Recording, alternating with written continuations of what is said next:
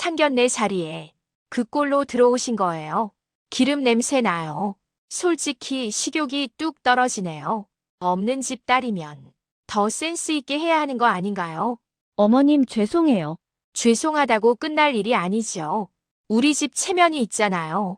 그날 제 딸은 웃고 있었지만 손끝이 떨리고 있었습니다.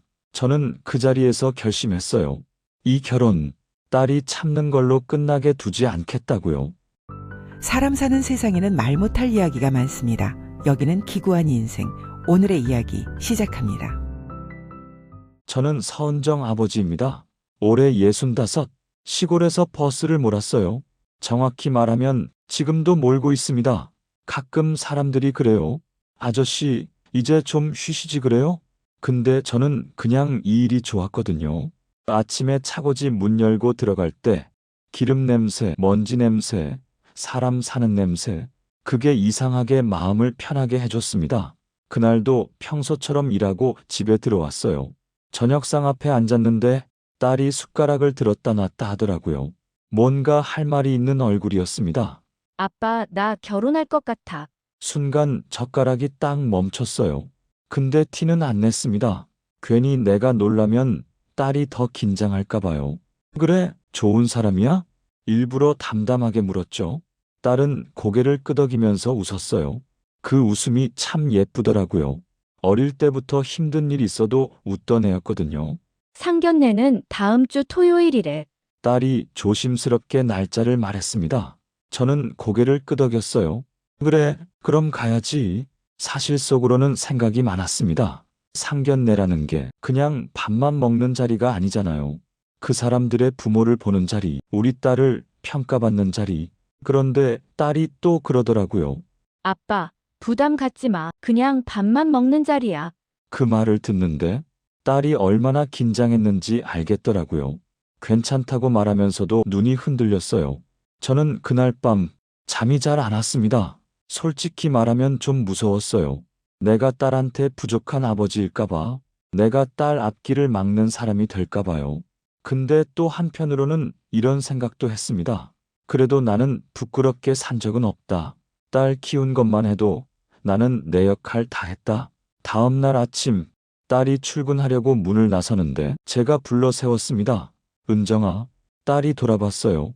저는 그때 딱 한마디 했습니다. 사람은 말 한마디로도 다 보이는 거야.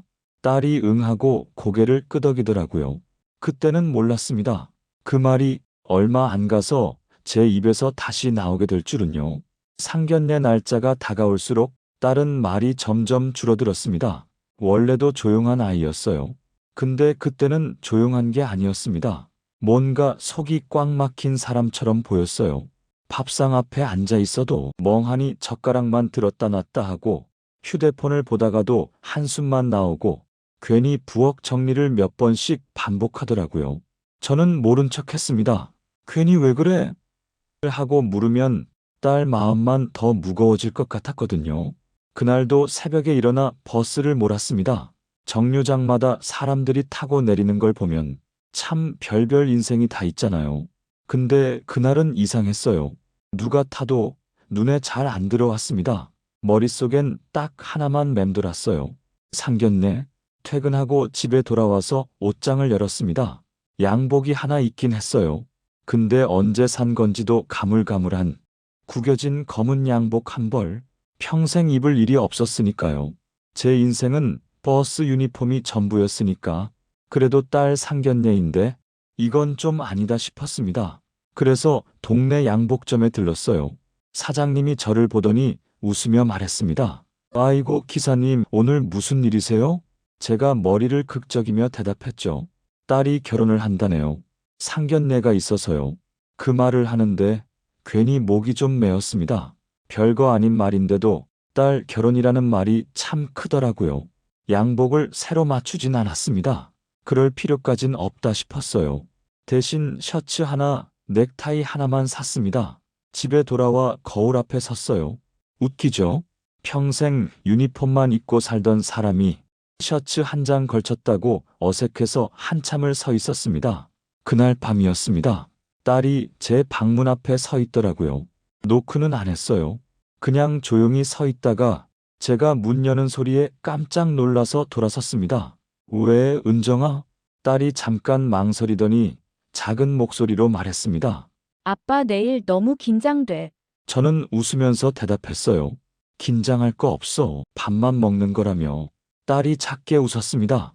근데 그 웃음이 금방 사라졌어요. 근데 그쪽 어머니가 좀 센 분 같아. 그 말이 딱 걸렸습니다. 저는 일부러 아무렇지 않은 척하며 말했어요. 그래도 어른이 어른이지. 너무 걱정하지 마. 딸은 고개를 끄덕였습니다. 근데 눈빛이 불안했어요. 딸이 방으로 들어간 뒤에도 저는 한참을 가만히 앉아 있었습니다. 그리고 이상하게요. 그때부터 마음 한구석이 서늘해졌습니다. 이유는 모르겠는데 그냥 느낌이 그랬어요. 상견례 당일 아침이었습니다. 평소처럼 새벽에 눈이 떠졌어요. 근데 그날은 이상하게 더 일찍 깼습니다. 눈을 뜨자마자 심장부터 뛰더라고요. 오늘 딸 상견례다. 씻고 나갈 준비를 하면서도 계속 시계만 봤습니다. 원래 계획은 이랬어요. 퇴근하고 집에 들러서 셔츠로 갈아입고 넥타이 매고 시간 맞춰 식당 가는 거. 근데 세상 일이 늘 계획대로 되나요? 버스 운행이라는 게 하나만 꼬이면 하루 전체가 다 꼬입니다. 그날 오전에 비가 왔어요. 길이 미끄러워져서 사고가 났고 노선이 밀렸고 정류장마다 사람들이 짜증을 냈습니다. 기사님, 언제 와요? 아저씨, 시간 좀 맞춰요. 그 소리 들으면서도 저는 참고 운전했어요. 사람들 마음도 이해는 됩니다. 다들 바쁘잖아요. 근데 문제는 오후에 터졌습니다. 차고지에서 갑자기 연락이 왔어요. 기사님, 한 대가 고장났습니다. 마지막 한 바퀴만 더 부탁드릴게요. 저는 순간 멍했습니다. 마지막 한 바퀴가 쉬운 말이 아니거든요. 그거 한 번 더 돌면 상견례 시간이 촉박해집니다. 근데 또 제가 뭐라고 하겠어요? 같이 일하는 사람들 사정도 있으니까요. 저는 결국 알겠습니다 하고 핸들을 다시 잡았습니다. 그렇게 한 바퀴를 더 돌고 나니 시간이 이미 늦어 있었어요. 딸한테서 전화가 왔습니다. 아빠, 어디야? 괜찮아? 목소리가 떨리더라고요. 저는 일부러 웃으며 말했습니다. 괜찮아, 금방 간다. 근데 저에겐 집에 들러서 옷 갈아입을 시간은 없었어요. 버스에서 내려 유니폼을 내려다봤습니다.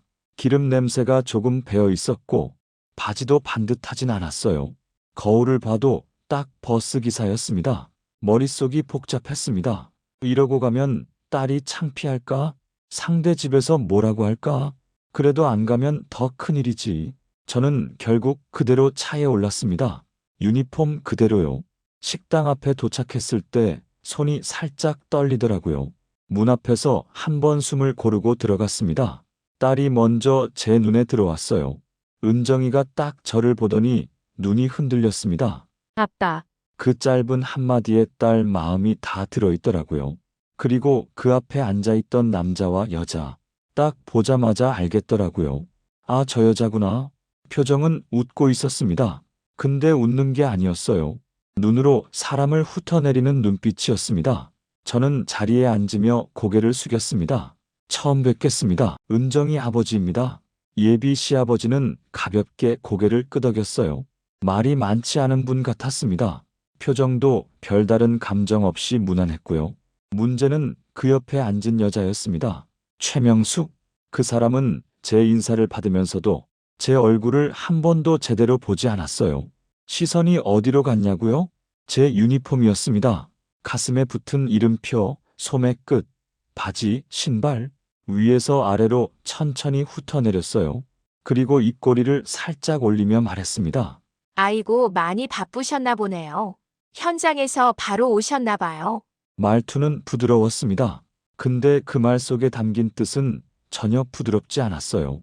이런 차림으로 왔다고? 준비성도 없네. 이 정도 예의도 안 지키나? 그런 말들이 눈빛 속에 다 들어 있었습니다.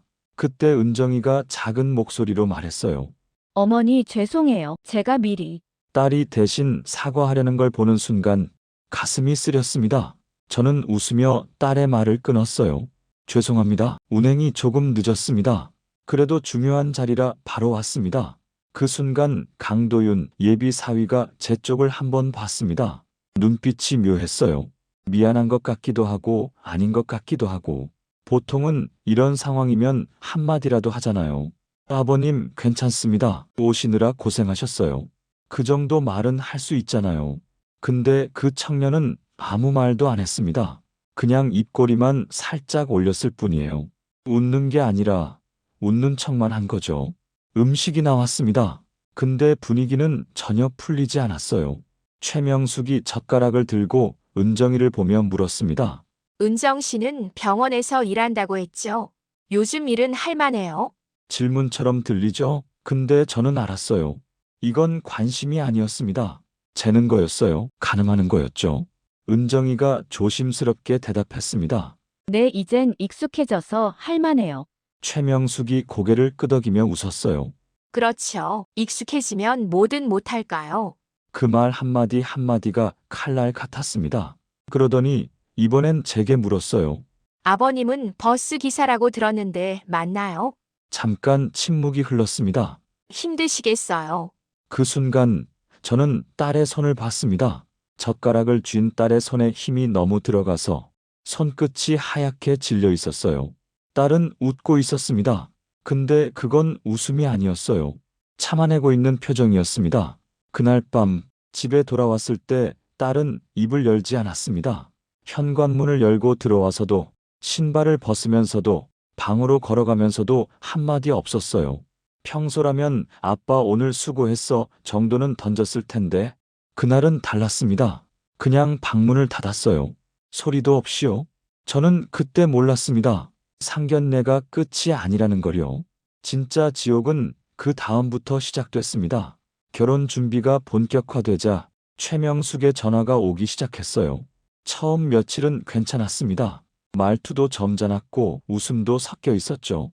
은정 씨 식장은 이쪽으로 하는 게 좋을 것 같은데요. 한복 맞춤은 준비하셨죠? 근데 시간이 지나면서 목소리가 바뀌기 시작했어요. 어느 날 저녁이었습니다. 딸 휴대폰에서 스피커로 목소리가 새어나왔는데 저는 그걸 듣고 귀를 의심했어요. 은정 씨, 예단은 어떻게 할 건데? 할 거면 제대로 해야 하는 거 알지? 딸의 목소리가 작아졌습니다. 네, 어머님 저희도 지금 알아보고 있어요. 그 순간 최명숙이 말을 끊었어요. 알아보는 게 아니라 해오는 거라고. 결혼을 장난으로 아나? 저는 숨이 막혔습니다. 그리고 딸이 뭐라고 대답했는지 아십니까? 죄송해요. 제가 좀 더 신경 쓸게요. 사과를 했어요. 딸이요? 내 딸이 왜 사과를 해야 합니까? 그 이후로는 매일같이 연락이 왔습니다. 가전은 이래야 하고, 침구는 저래야 하고, 그릇 세트는 몇 벌이 필요하고, 하나하나 다 간섭이었어요. 아니, 간섭이 아니라 트집이었습니다. 이런 건 너무 싸 보이잖아요. 역시 없는 집은 달라. 딸이 그 말을 직접 듣고 있다는 게 제일 견디기 힘들었습니다. 은정이는 제 성격을 닮았어요. 억울해도 내색 안 하고 화나도 웃으면서 참고 남한테 패 끼치는 걸 죽기보다 싫어합니다. 근데 그게 그 사람들 눈에는 만만한 사람으로 보였던 거예요. 식장 예약하러 갔던 날도 그랬습니다. 최명숙은 식장 직원들 앞에서도 딸을 몰아붙였어요. 이런 건 신부가 알아서 해야 하는 거 아닌가? 왜 이렇게 준비성이 없지? 주변에 사람들 있는데도 목소리를 낮추지 않았습니다. 딸 얼굴이 새빨개지는데도 멈추지 않았어요. 그 옆에 강도윤이 서 있었습니다. 예비 남편이라는 그 청년 말입니다. 근데 그 사람은 아무 말도 안 했어요. 엄마, 그만하세요. 딱 이 한마디면 끝날 일이었는데 그 말을 하지 않았습니다. 오히려 나중에 딸한테 이렇게 말했대요. 우리 엄마 원래 저래. 조금만 참아. 그 말만큼 사람을 무너뜨리는 말이 또 있을까요? 딸은 그 말 듣고도 응하고 웃었다더군요.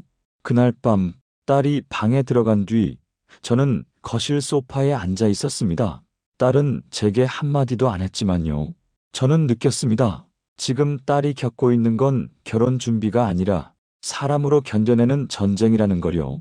결혼 준비가 한 달, 두 달 이어지면서 딸의 얼굴에서 빛이 사라졌습니다. 처음엔 괜찮아, 아빠라고 웃었어요. 근데 어느 순간부터는 웃는 모습 자체를 볼 수 없었습니다. 밥상 앞에 앉아도 몇 숟가락 뜨다 말고 밤마다 뒤척이는 소리가 들렸고 휴대폰 진동 한 번에도 어깨가 움찔했어요.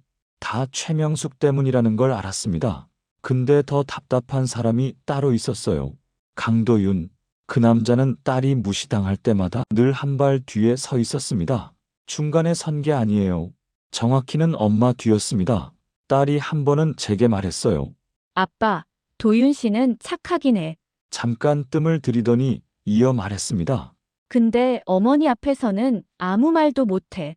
착하다는 말을 듣는데 저는 더 속이 쓰렸습니다. 착한 게 아니잖아요. 지켜야 할 사람이 있는데 못 지키는 건데요. 어느 날 식장 계약건으로 셋이 만났답니다. 최명숙, 은정이, 그리고 강도윤. 최명숙이 말문을 열었대요. 식장은 신부 측에서 확실하게 준비해야 돼. 딸이 작게 대답했답니다. 어머님, 저희도 최선을 다하고 있어요. 그러자 최명숙이 픽 웃으며 말했대요. 최선. 그게 최선이면 결혼하고 나서는 더 힘들겠다. 딸은 그 자리에서 얼어붙었답니다. 그런데 강도윤은 뭐라고 했을까요? 엄마, 그만하세요. 이렇게 말한 게 아니었어요. 딸한테 이렇게 말했답니다. 은정아, 우리 엄마 말이 좀 세지? 그냥 넘어가자. 그 얘기 듣고 저는 손이 떨렸습니다. 넘어가자. 이 말은요, 상대가 내 편이라는 걸 증명할 때 쓰는 말입니다. 근데 그 남자는 딸을 자기 편으로 만든 게 아니라 엄마 편을 지키기 위해 딸을 참게 만든 거였어요. 더 충격적인 건 딸의 대답이었습니다. 응, 알겠어. 딸은 그렇게 말하고 집에 돌아와서는 아무렇지 않은 척 저녁을 차렸어요. 근데 저는 봤습니다. 딸이 설거지하면서 손을 몇 번이나 씻는 거리요. 깨끗해지려고 씻는 게 아니었어요. 마음이 불안하니까 손이라도 씻어야 진정이 되는 거였습니다. 그날 밤 저는 잠을 이룰 수 없었습니다. 딸 방문 앞에 한참 서 있었어요. 문 열고 들어가서 그만둬라 한마디만 하면 되는데 딸이 그동안 애써 참아온 걸 제가 무너뜨릴까봐 입이 떨어지지 않았습니다. 근데 한 가지는 확실했어요. 그 집은 며느리를 맞이하려는 집이 아니었습니다. 사람 하나를 눌러서 자기네 틀에 맞추려는 집이었어요. 그리고 강도윤은 그걸 막아줄 사람이 아니었습니다. 사람이 버티는데도 끝이 있습니다. 은정이는 오래 견뎠어요. 제가 봐도 저 정도면 정말 대단하다 싶을 만큼요.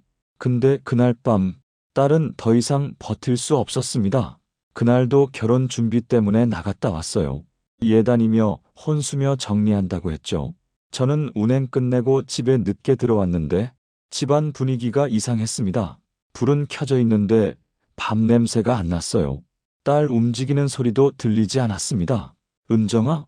불렀는데 아무 대답이 없었어요. 방문을 열었습니다. 딸이 침대 끝에 앉아 있었어요. 외출복 그대로 가방도 내려놓지 않은 채로요. 마치 시간이 멈춘 사람처럼 그냥 앉아 있었습니다. 왜 그래? 제가 물었습니다. 딸이 천천히 고개를 들었는데 눈이 이미 젖어 있더군요. 아빠, 목소리가 떨렸습니다. 저는 가슴이 철렁 내려앉았어요. 무슨 일 있었어? 다시 물었습니다. 딸이 한참 참고 있다가 결국 무너졌어요. 소리내서 우는 게 아니었습니다. 숨이 막혀서 끊어지는 것 같은 그런 울음이었어요. 아빠, 나 진짜 사람 취급 못 받았어. 오늘 거기서 너무 창피했어. 말을 잇지 못했습니다. 저는 아무 말 없이 딸 옆에 앉았어요. 딸이 겨우 숨을 고르고 말했습니다. 혼수 상담받는 자리였대요. 직원들 다 있는 곳에서 최명숙이 딸한테 이렇게 말했답니다. 이런 것도 못 해오면 결혼하고 나서 어쩌려고 그래. 없는 집 딸이면 더 눈치껏 해야지. 우리 집 들어오려면 기본은 해야 하잖아. 사람들 앞에서요. 딸 얼굴이 빨개졌는데 최명숙은 거기서 멈추지 않았답니다. 어머, 내가 틀린 말했어. 요즘 애들은 참 멘탈이 약해. 딸은 고개만 숙이고 죄송합니다를 되풀이했대요. 그리고 옆에 있던 강도윤은 그때도 똑같이 말했답니다. 은정아, 우리 엄마 원래 저래. 그냥 넘어가자. 근데 집에 오는 길에 거울을 봤는데 자기 얼굴이 너무 초라해 보였답니다. 아빠, 그 순간 내가 진짜 아무것도 아닌 사람 같았어. 딸이 그렇게 말하는데 제 숨통이 막혔습니다. 딸은 계속 울면서 말했어요. 아빠, 나 돈 때문에 무시당하는 것 같아. 결혼이 다 이런 건가 싶어. 솔직히 돈 때문에 다 포기하고 싶을 때가 있어. 그 말을 듣는 순간 딸이 얼마나 혼자 버텨왔는지 비로소 보였습니다. 저는 딸 손을 잡았어요. 얼음장처럼 차가웠습니다. 손끝이 꽁꽁 얼어 있었어요. 은정아, 딸을 불렀습니다. 딸이 고개를 들었어요. 저는 그때 처음으로 단단하게 말했습니다. 알았다. 이제부터는 아빠가 도와줄게. 딸이 그 말을 듣고 더 세게 울었습니다. 딸이 울다 지쳐 잠든 밤이었습니다. 저는 거실 소파에 앉아 한참을 멍하니 있었어요. 딸이 흐느끼며 했던 말이 계속 귓속에서 맴돌았습니다. 아빠, 나 사람 취급 못 받았어. 돈 때문에 무시당하는 것 같아. 그 말을 듣고도 가만히 있는 아버지는 그건 아버지가 아니라고 생각했어요. 그래서 마음을 굳혔습니다. 이번엔 딸이 참는 게 아니라 저쪽이 무릎 꿇게 만들겠다고요. 하지만 정면으로 싸우면 안 됩니다. 최명숙 같은 사람은 그럴수록 더 신이 나거든요. 봐라, 없는 집은 원래 절에 이 딱지 붙이고 끝내버립니다. 그래서 저는 조용히 움직이기로 했어요. 다음 날 아침, 평소처럼 버스 핸들을 잡았어요. 근데 운전하는 내내 생각만 했습니다. 어떻게 해야 딸은 다치지 않고 저 사람들만 제대로 무너질까? 답은 하나였습니다. 그들이 목숨처럼 아끼는 걸 그들이 가장 창피해하는 방식으로 무너뜨린다. 그날 저녁 저는 딸에게 말했습니다. 은정아, 내일 시간 좀 내봐. 딸이 눈을 동그랗게 뜨고 저를 봤어요. 왜요? 저는 태연하게 웃으며 대답했습니다. 아빠가 결혼 준비 도와준다고 했잖아. 그날 밤 딸이 모아둔 서류들을 꺼내봤습니다. 식장 계약서, 스튜디오 상담 내역, 혼수 목록, 그리고 최명숙이 보낸 메시지까지요. 메시지를 읽는데 손이 떨렸습니다. 이 정도는 기본으로 해야지. 우리 집 체면이 있잖아. 없는 집이면 더 성의를 보여야지. 저는 그 글자들을 천천히 읽고 또 읽었습니다. 그리고 수첩 한쪽에 딱 한 줄 적었어요. 체면이 그렇게 중요하면 체면부터 무너뜨려 주자. 다음 날 제 휴대폰으로 최명숙에게 전화를 걸었습니다. 딸 번호가 아니라 제 번호로요. 상대가 받자마자 목소리 톤이 살짝 달라지더군요. 상견례 때 그 말투였습니다. 아, 사돈 어른이시네요. 저는 최대한 공손하게 말했어요. 네, 사돈 어른. 요즘 은정이 결혼 준비를 보니까 제가 좀 더 신경을 써야겠더라고요. 짧은 침묵이 흘렀습니다. 그러더니 최명숙이 웃었어요.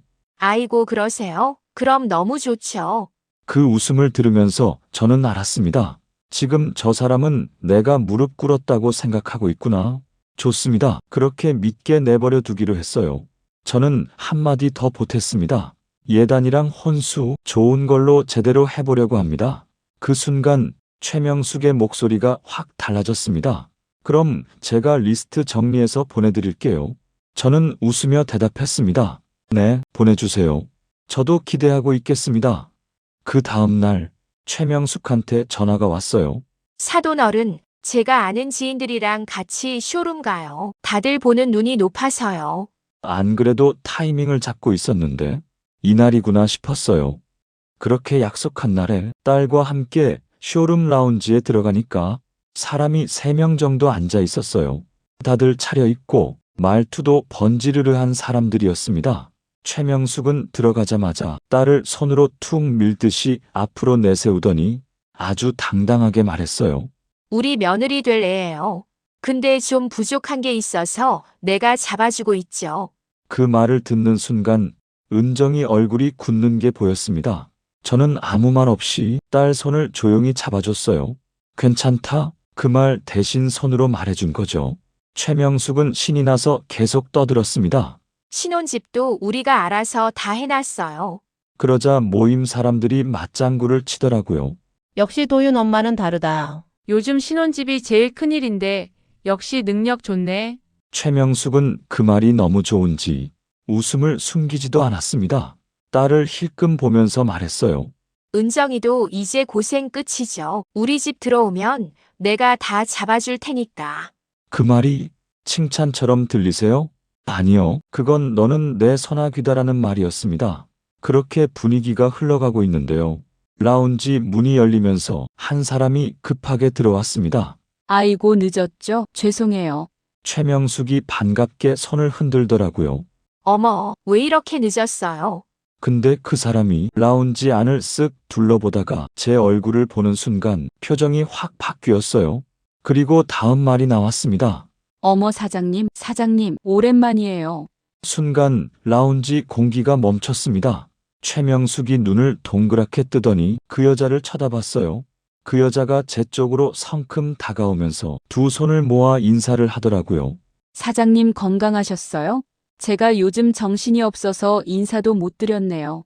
도윤이네랑 결혼하는 신부가 사장님 딸이셨구나. 어머, 축하드려요. 저는 그 인사를 자연스럽게 받아줬습니다. 아이고, 오랜만이네요. 여기서 다 보네요. 그 순간 최명숙의 얼굴이 진짜로 굳어버렸어요. 아니, 잠깐만요. 사돈 어른을 어떻게 알아요? 그러자 그 여자가 웃으면서 말했습니다.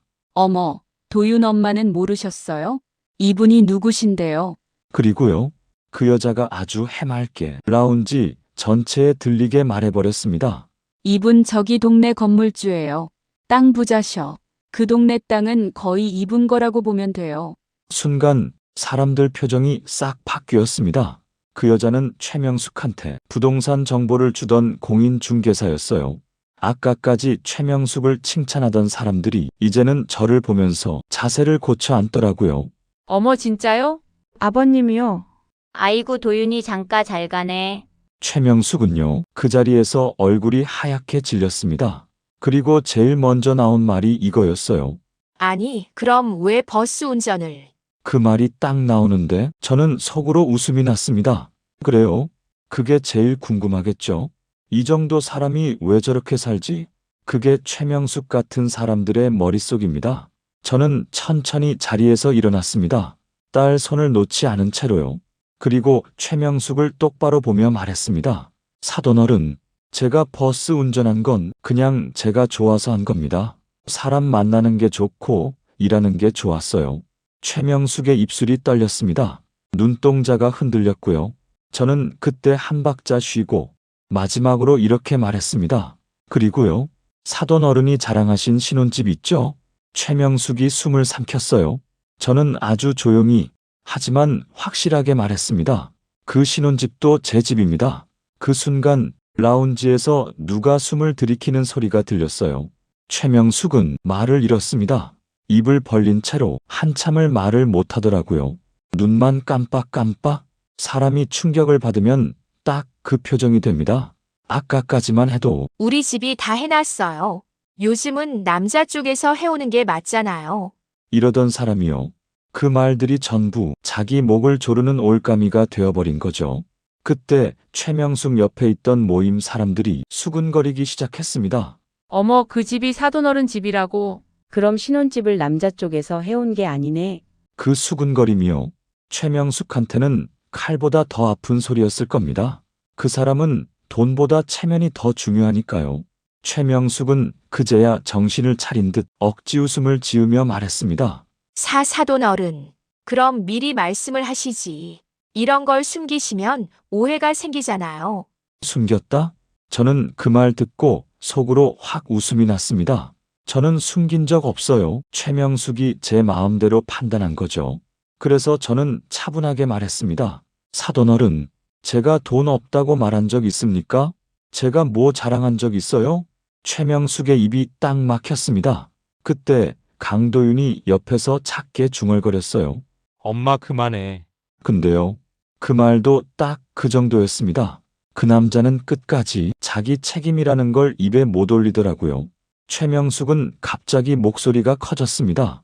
아니, 그래서 지금 뭐 어쩌자는 건데요? 우리도 신혼집 구하느라 고생했어요.